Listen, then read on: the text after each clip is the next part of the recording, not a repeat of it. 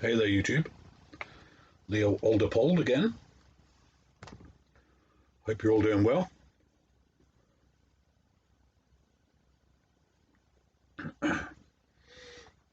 Well, welcome to the inside of my truck. I've spent the last 24 hours or so slowly chipping away at reorganizing things. Because when I moved back in here, I'd just kind of thrown everything in bags or whatever and then got on the road. So now I'm sort of going through the process of just putting things where they need to go and unpacking my clothes and putting them back in storage and in the overhead lockers or the shelves that I've got here behind me or whatever. So I can actually create a living space in here for me again, which is rather nice, and my cat's happy about that too. She's currently asleep on top of one of my rucksacks in a little cubby hole just over there.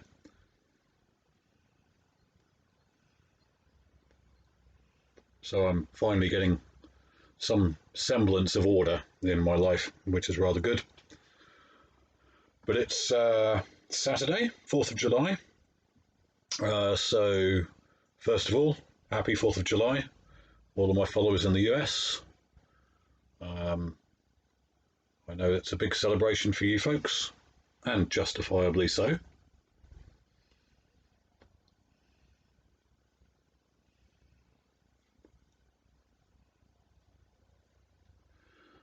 So today I went over first thing to go and take a look at a woodland where I'm going to be doing some work for a friend of mine, which is maybe a half an hour's ride on the bike or something in that direction to the east. Really nice woodland, really nice woodland, set in a beautiful part of the country. This county where I am right now is really just one of my favourite parts of the UK. Number of years ago now, I worked down here in this county as the forestry officer, the government forestry officer for the county, and I made the rather stupid mistake of moving from this county to the county of Devon for a lady, which which was a stupid thing to do. So consequently, I found myself actually working in somewhere else that wasn't quite as pleasant and shall we say romantic a county. Not that I'm disparaging Devon in any way, shape or form, because Devon is a lovely county, but I'm afraid, I'm sorry, I really do like Dorset quite a lot. So it's really nice to be back down here. Anyway, so I went over to have a look at my friend's woodlands. So I'm going to start some surveying for him there next week. And hopefully we'll be able to do some really interesting things there. Then I stopped by on the way back. I stopped by to meet another friend of mine who I found out very fortuitously is actually living just nearby here. He's a horse-drawn traveller. So whereas I am, I think what you folks in the States would call a rubber tramp, in so much as I live in a truck, he's a horse-drawn traveller. So he's got a trailer that he's built himself, beautiful trailer, but very small compared to my comparatively enormous living space that I have here in my truck. It's much smaller. And so he lives in that, and he has two horses, one to pull his house effectively, and one to pull the trailer, an open top trailer that basically he keeps all of his day-to-day outdoor stuff on, I should say. But by some measure of luck, it actually turned out that He's just around the corner, not too far from me at all at the moment. So he's spending the next few months basically traveling around this area. He moves on pretty much every week. I prefer really when I land in a place in my truck to be there for a month or at least a month or so at a time. But yeah, were it not for the fact that I love my motorbike so much, that would definitely be the life that I would be leading. Horse-drawn, yeah. That really would be a very nice way to live. Much smaller, much more compact, but with the freedom that goes with not having to rely upon a vehicle so much, and that relationship that you also have with your horses as well. I spent a lot of time with horses one way or another. I've worked with them both in forestry, doing horse logging. In fact, I started my career 25 years or more ago now working with horses. And I like horses a lot. But who knows? If I ever grow out of the need to have a motorbike in my life, which unfortunately or fortunately I think is very doubtful, then that might be a route I would go down myself. But anyway, yeah. So I caught up with him and shared a cuppa and a bit of chit chat. That was nice. So he's going to be around for at least a couple of weeks nearby here, so I should catch up with him a little bit more. But anyway, so I found immediately myself to be in a really nice little community of various different kinds of people down here, which is great. That's what it's all about. But yeah. Oh, housekeeping. I'm smoking in a meerschaum. Very rarely smoke this. Very, very rarely smoke this pipe. I won this from Token Tommy in one of his giveaways a few years ago. It doesn't have a name on it, I don't believe. Goodness me, I think I'm getting to an age where I need bifocals. No, it just says genuine block meerschaum. I believe Tommy said it was won by a company on the Isle of Man or something like that, but I'm not entirely sure. In any case, I'm smoking Ennerdale flake in it. I've been watching a few of Timber Drifter's videos recently, and he's been smoking the Grassmere, which is an absolutely beautiful, beautiful lakeland. And it's made me think, actually, I need to get some Grassmere in my cellar as well, because I really like the Ennerdale very much. The Grassmere is also pretty special. Anyway, yeah. Excuse me, I'm just drinking a little cider, a little local cider. And there's a place up the road that sells it, farm shop stuff.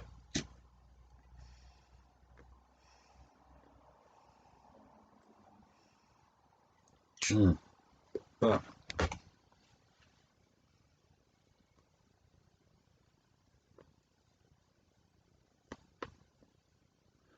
so I was just watching a video from Dale Piper, John, who I'm sure you all know. Absolutely lovely chap. Really just one of the most pleasant, lovely people you could hope to meet, I'm sure. One of the things I always love about his videos is there's always a clock chiming somewhere. There's always a clock. He must have a collection of clocks, and they all have fantastic chimes. Whenever I watch one of his videos, there's always some characteristic chime going on in the background, which is wonderful.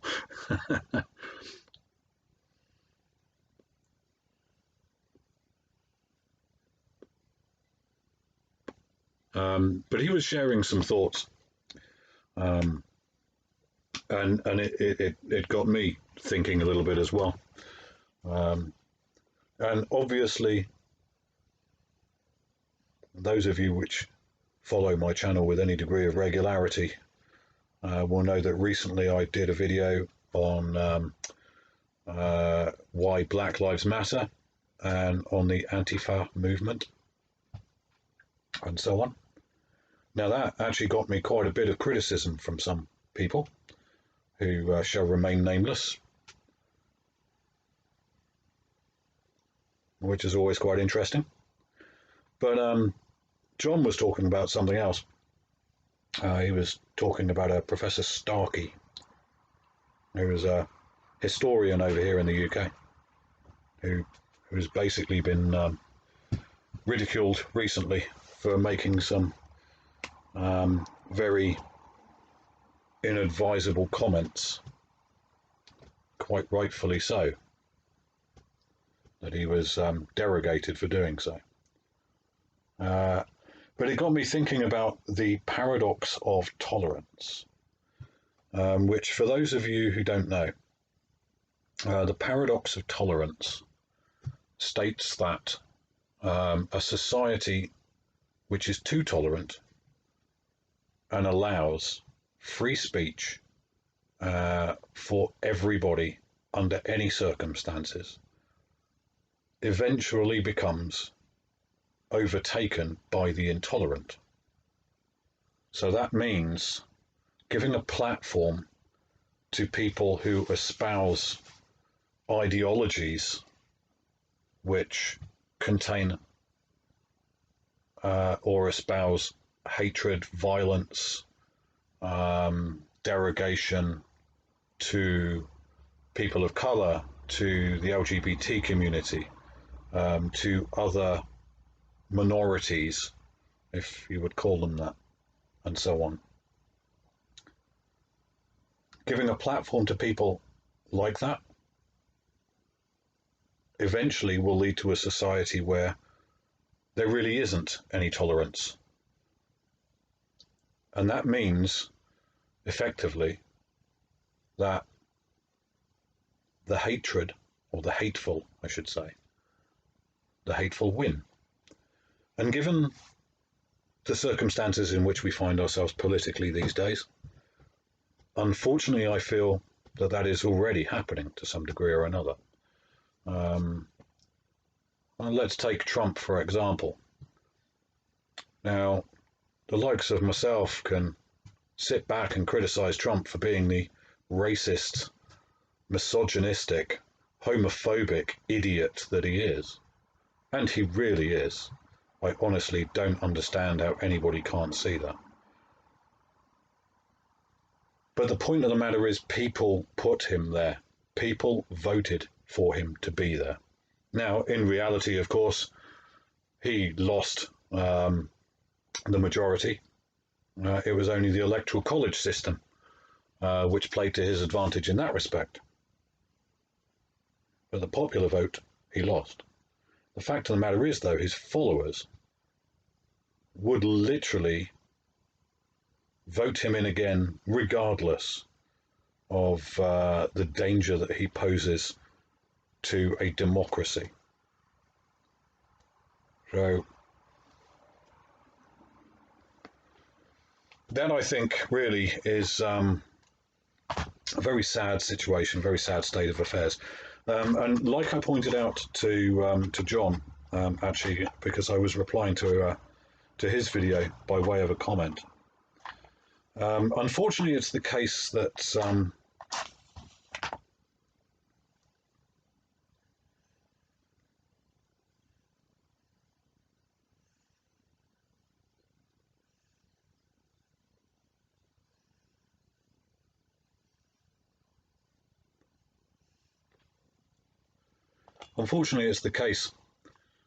as a species, as human beings, we seem to have an innate need to belong, an innate need to belong to a tribe, a group, to identify ourselves with people who think like us, act like us, talk like us, look like us. And people are very threatened by anybody who's different. So that manifests itself, unfortunately, in such ugliness as racism, as homophobia, as misogyny. I think what is important to remember is that actually that is something that comes from fear.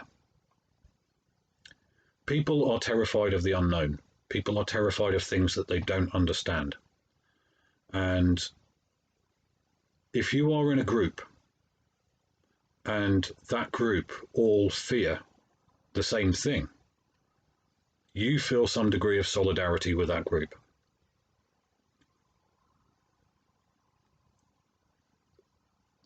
And that's what leads to, unfortunately, the vehement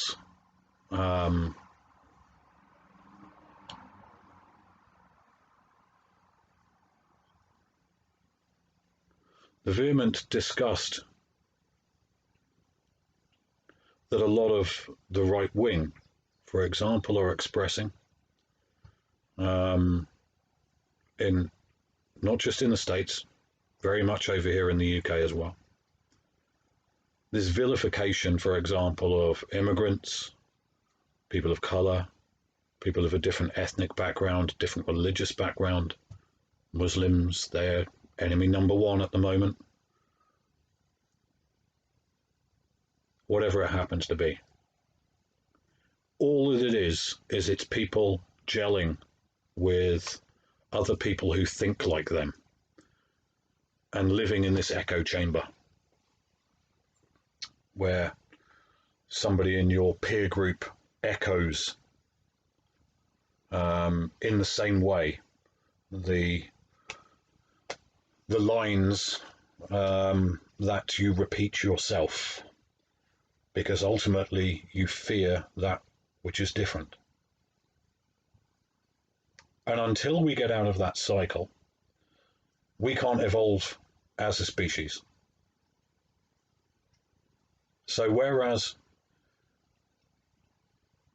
I will always welcome and fight very hard for the right of people to speak, one thing I will not do is tolerate intolerance. And that is why I made my video on Black Lives Matter, for example. Because until people realise that all of this fear is being used by our politicians to manipulate people into voting for them, then we cannot progress as a species, as a society. But one of the things that I'd like to point out is that, and I pointed it out a couple of times to friends recently, quite aside from some of the idiots that exist out there who I watched some appalling video from Florida recently of these people screaming that having to wear a mask in public was an infringement of their civil liberties or against God. Really? Oh, goodness me, it's bonkers. Yeah. I lost my point there for a moment. Bear with me. Let me relight my pipe and see if I can find it.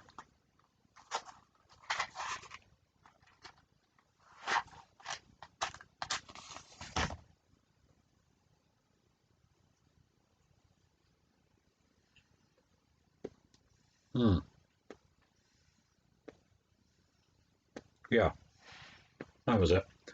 So quite aside from those lunatics, what I've actually been inspired by quite a lot recently during the COVID lockdown is actually the resurgence, I would like to think. I'd like to think it's a resurgence, that it's always been there. It's just on the rise a little bit more. Of people actually looking out for each other, looking out for their neighbours, looking out for their friends, their families, their communities. So, for example, where I was when the lockdown first started, down in the New Forest, um, there's a local farm shop that I used to go to for my food, and they had a delivery system which was free for those people who were in lockdown who couldn't get out to the shop. You could telephone an order; they'd bring it to you. There were people volunteering locally to take food to people and supplies to people who needed it, who couldn't get out or were vulnerable or had uh, some degree of vulnerability towards the virus above and beyond others, people who were immunocompromised, people who were elderly, etc. And I thought that was absolutely fantastic. That was a fantastic thing to witness. And in a pandemic situation like we're in at the moment, it brings out the best and the worst of people. And much as I'm cynical, to say the least, I wouldn't go so far as to say I'm pessimistic. I'm cynical. I've been truly inspired by some of the actions that people have taken to look after their communities. And one would hope that there's enough good in people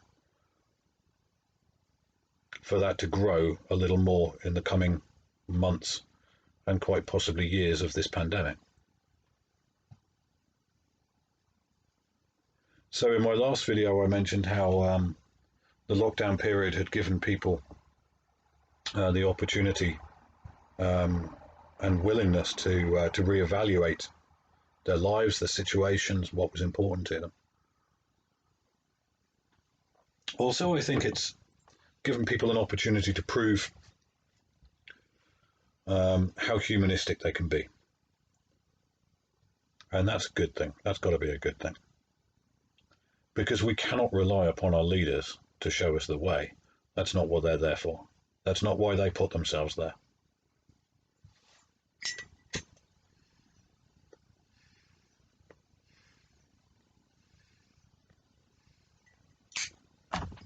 We have to look after each other. And that means looking after people that you might not agree with. Because that's what society is. That's what a community is.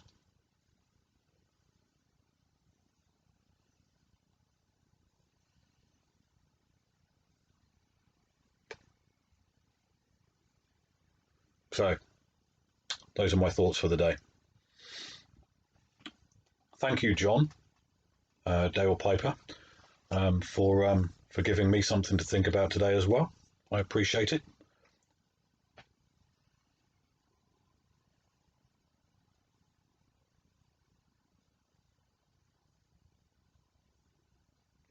You guys take care, and I'll see you again soon.